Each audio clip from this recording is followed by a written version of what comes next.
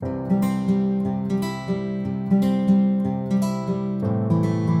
everyone, welcome back. It's Melanie, or She Shed Scrappers. Today I'm back with a 2-page layout using the Sweet Rush collection from Vicki Boutin. I did use this kind of mixed media page that I made myself. This is the last layout from Scrapbook weekend, but this is my second time doing the voiceover. For some reason, something happened with the video the first time and it would not save, so we're going to try this again. So that mixed media paper I had done at Scrapbook weekend one night. I kind of was not feeling too creative and so didn't want to start another page, but decided to kind of do some mixed media instead. And so I just used my distress oxides and did the smushing technique and kind of used 3 different colors. I knew what collections I kind of had with me, I guess, for Scrapbook weekend, so I chose colors that would go with Sweet Rush. And so I decided to cut a circle out from the middle, and I was just going to use the circle, but then I realized it might look cool if I kind of use the outside edge as well. So what I ended up doing, you can see that I bordered it in green, and then filled in that circle with that blue. I believe that what actually was a scrap piece, and it just barely covered that circle. And then I put the circle back on top of the blue and tried to line it up as good as I could with the kind of like where it would have came out of the page, I guess. I had this scrap paper as well, and so I decided to use that kind of for a base for my 3 photos here. I trimmed these down quite a bit. If I remember correctly, I kind of went off of another layout maybe. Kind of got some ideas off of that, and so I trimmed down my photos ahead of time, and I'm going to back them all in white, and then those are going to go across the page. I kind of thought about staggering them kind of like that, but decided against it, and instead I'm going to just have them straight across the page. I line them up, and they are not going to kind of, I guess, all fit on that yellow paper, but I like the look of that. I like that they kind of overhang a little bit. I feel like it kind of extends the layout almost. So once I got those done, I went to kind of the title sticker sheet to look for my title, and I decided to use Capture the Moment. I love this, how it's 2 different fonts. I just thought it worked really well with the photos. He's eating a lemon, so I thought that was really a perfect title to capturing that moment where, you know, I got his puckered face, I guess. And I was going to kind of lay them out differently, kind of telling the story, I guess. But I do like that the center photo is him kind of looking straight ahead and kind of the focal point, and then the other 2 kind of obviously kind of go around it and tell the story. So on the title sticker sheet, there are some amazing stars, so I decided to use those to embellish a little bit.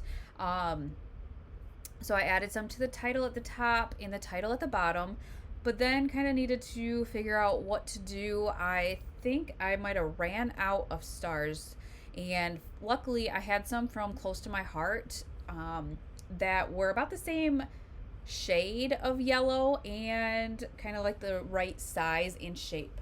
So I am going to apologize. The video cuts out a little bit probably pretty soon if it hasn't already, but this is, I think, what was causing it to fail to save this last time. So there is this little kind of frame here I decided to make into a shaker pocket, but I did want another color kind of behind it, and so I chose that green polka dotted paper, just a scrap piece that I had laying around, and I am adding blue and yellow sequins to that.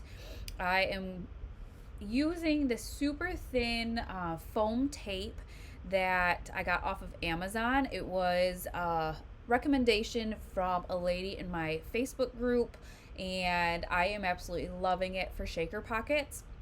So I will link that down below. And then there's also a link down below for my Facebook group if you are interested in joining. I share my layouts there as well, but my hope is kind of to see your layouts too. I would love to see, you know, if you do scrap lift me, I would love to see it. I want to, I don't know, I want to kind of build a community, I guess, and get to know my viewers better. So that's my hopes with my Facebook group. So join it if you would like to. To that shaker pocket, I do add a couple of phrases. One is an arrow as well. And before I forget too, I kind of designed this layout to be a one-page layout and then realized I had more pictures from this restaurant. And I know that a lot of my viewers like two-page layouts, so I do end up, I did the second page a little later in the weekend, but it definitely corresponds with the first page. So this is it did end up being a two-page layout.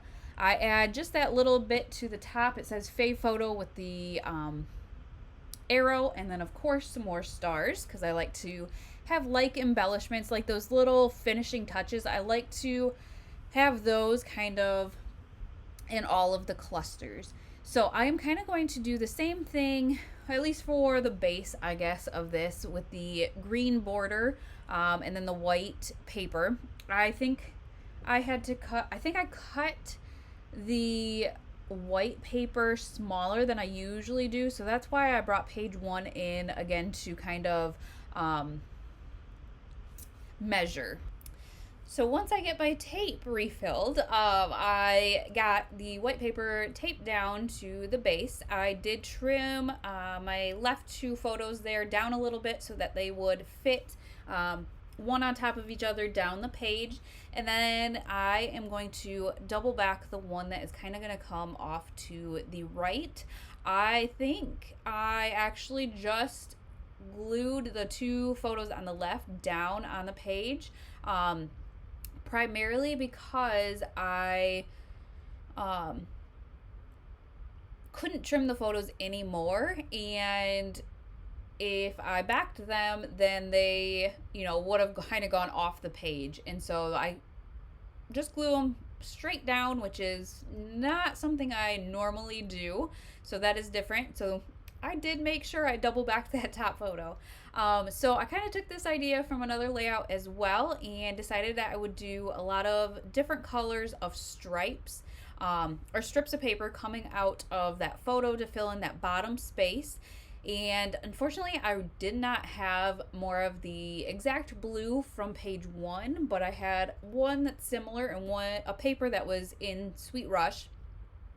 And then I have this kind of orangish paper as well that was just a scrap that I decided to use because I did I think the yellow, or maybe I did use orange Distress Oxides on page 1. One of them turned out more orange, and so I decided to bring in orange as well.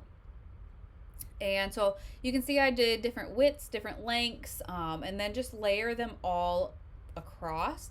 My initial plan was to kind of just leave them as my embellishing, but once I have them all taped down, I decided that even though there are a bunch of colors and patterns, it was still kind of plain for my liking.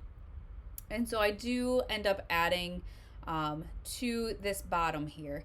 So you can see that because my photo's glued down already, I kind of have to cut down the length of these, but you can see how they kind of get longer as we go up. So that's kind of why I'm trimming them down as well. And they kind of get, I was going to say they kind of get thicker as well, but I overlap that yellow, and so that kind of makes the yellow a little bit thinner.